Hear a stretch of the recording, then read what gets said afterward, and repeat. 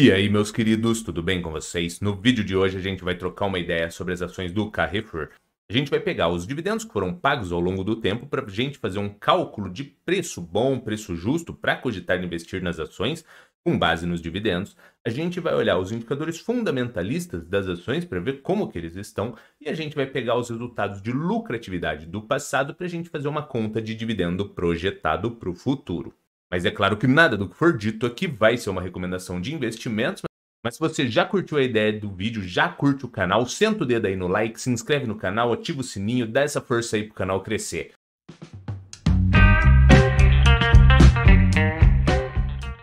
Então, para a gente começar, vamos aqui na minha planilha para a gente utilizar os dividendos e chegar em um valor que seria interessante ali de preço justo para as ações. O valor atual está em R$ 10,95. Para você que não conhece o ticker, é CRFB3. O valor patrimonial por cota está em R$ 9,57, ou seja, você está pagando um pouco a mais do que o Carrefour tem de patrimônio. Os dividendos pagos por ano de 2018 a 2022 e aqui ao lado eu coloquei o dividendo esperado em 6%. Essa métrica poderia ser 6, 8 ou 10, a depender do que você espera receber de dividendos com base nos seus investimentos.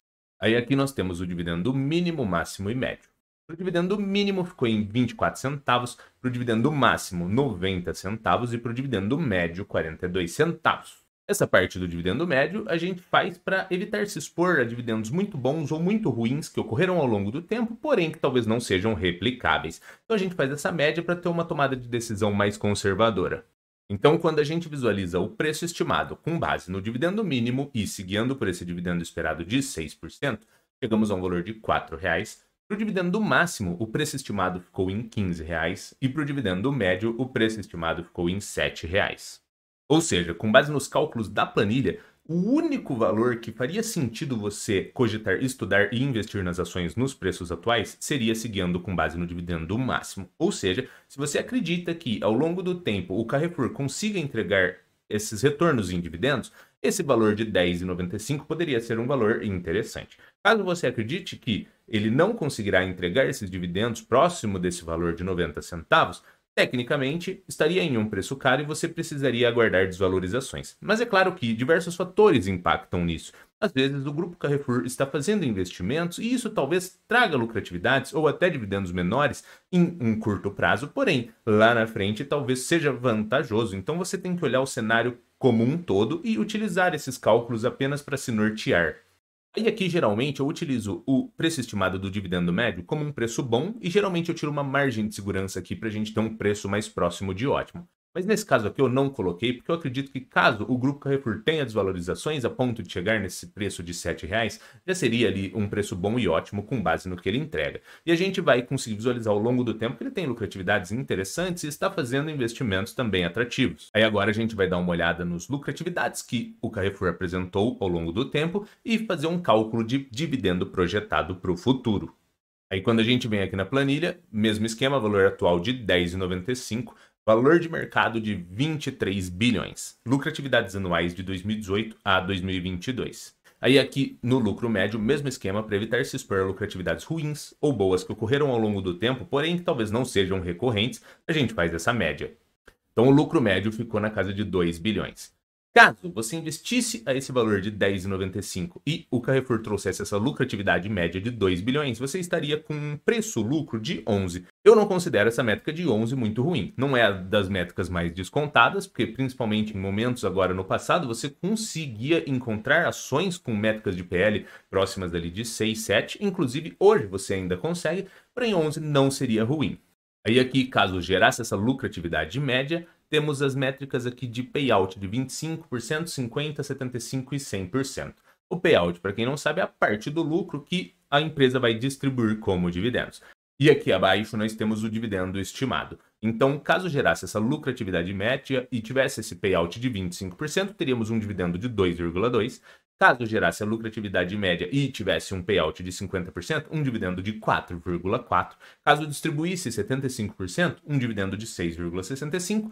E caso distribuísse a totalidade, ou seja, todo o lucro, um dividendo de algo próximo de 9%.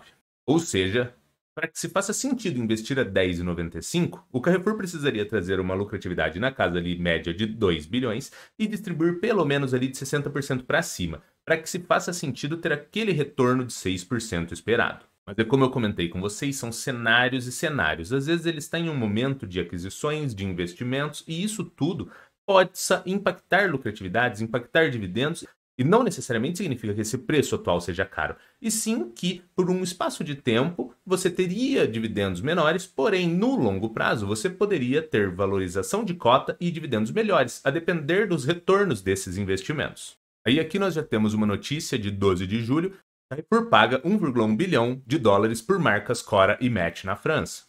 Juntas, Cora e Match faturaram 5,2 bilhões de euros em 2022. As marcas operam 60 hipermercados, 115 supermercados, respectivamente, e contam com cerca de 24 mil funcionários na França. E a outra notícia do dia 30 de junho, Carrefour completa a conversão de 129 lojas do grupo Big.